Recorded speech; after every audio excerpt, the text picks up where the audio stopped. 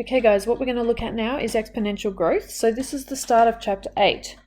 Chapter 8 just goes over a few different types of formulas, okay? Especially those of you who are going to do Wisconsin R next year, you'll find that this is really useful for you.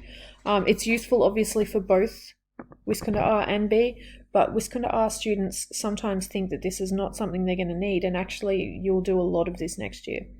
Okay, so one thing you are going to find with 8.1 and 8.2 is there's a lot of repetition. Okay, a lot of what we're doing, if you understand it quite well in 8.1, it's quite similar in 8.2. So that will make things nice and easy for you. Now, exponential growth. You've probably heard this a little bit recently with all the corona stuff. Okay, and exponential growth means something grows by the same factor every year. So one example would be if you have a bank account. So let's say you have a bank account. So there's a bank account. Okay, and in that account you have 1,000 euros. Okay, now when you have a bank account, the bank pays you interest. So let's say that our interest, and we're going to be generous here, is going to be 10% per year.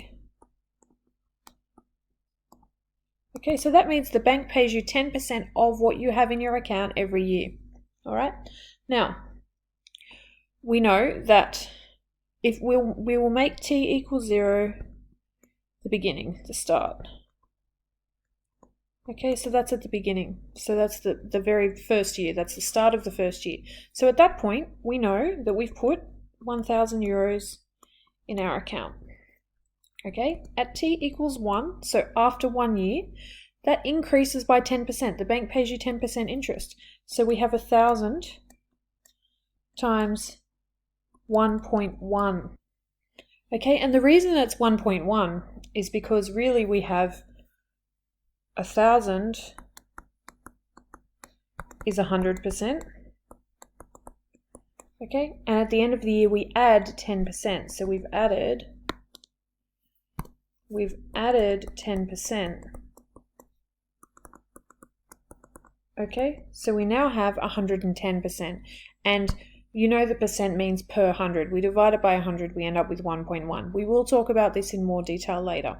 Okay, so at t equals 1, we have 1,000 times 1.1, which is equal to 1,100. So that's how much money we have after 1 year.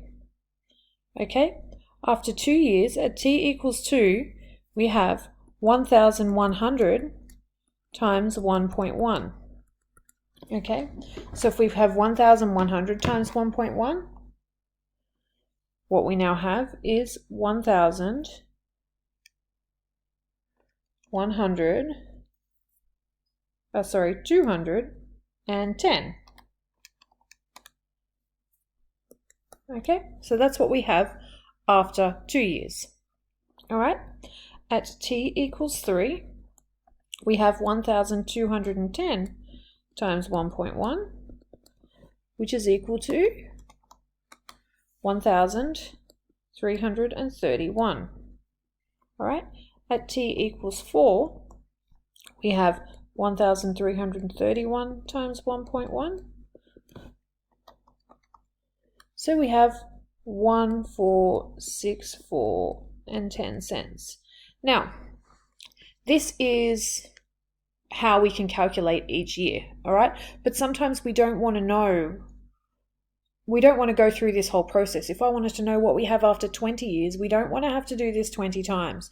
So what we're going to do is look at how to come up with a formula for this, all right?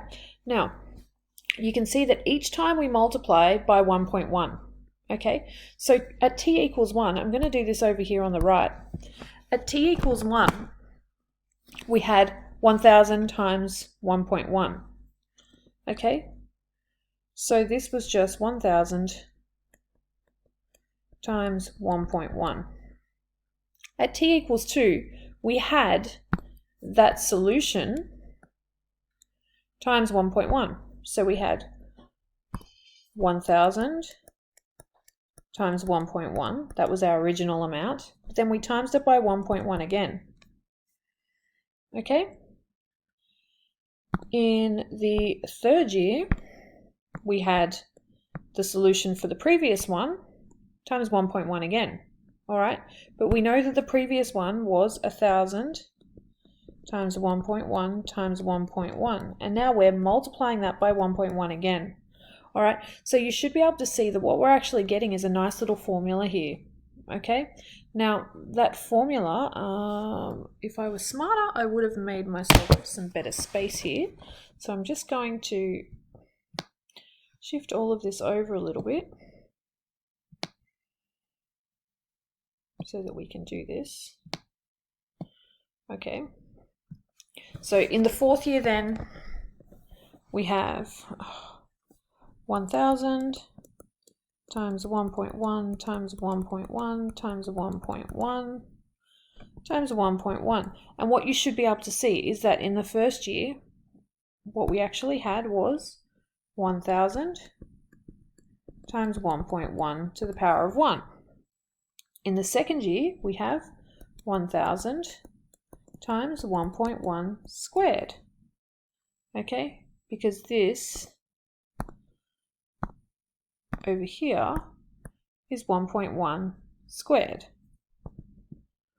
All right, in the next one, we don't have squared anymore, we have 1.1 cubed. So this is 1,000 times 1.1 cubed. All right, at t equals 4, we're now doing to the power of 4.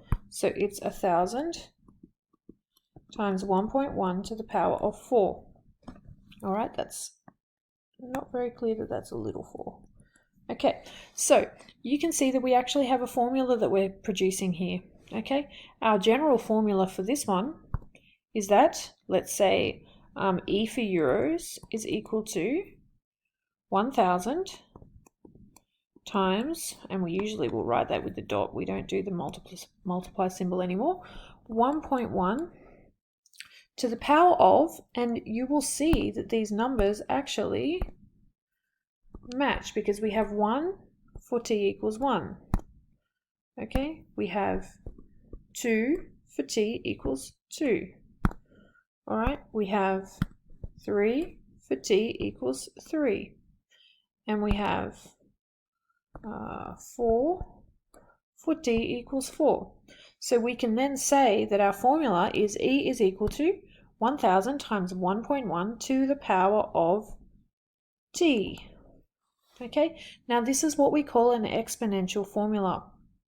All right, now these are pretty simple to put together, okay, because this 1,000, you will notice that's the amount we started off with. So this is what we call the initial amount. Initial, okay? All right, this number here was what we were increasing by. So this is what we actually call our growth factor. Okay, this is our growth factor. Okay, and t, we already know, is time. Okay, so this is how we put together a formula for exponential growth. Now, one example is with the coronavirus. At one point, what you'll quite often see is that people talk about how much it's increasing by. Oh, what's the increase at the moment per day? And they'll say, okay, for this country, the increase is 20%. That means that growth factor in that case is going to be 1.2. As I said, we will talk a bit more about the growth factors as percentages later. We'll do that when we get to 8.2. Okay, but you will see that basically this growth factor in an exponential equation, the growth factor doesn't actually change. Okay, but basically, if you can remember this, that this first number here is your initial number. So our general formula for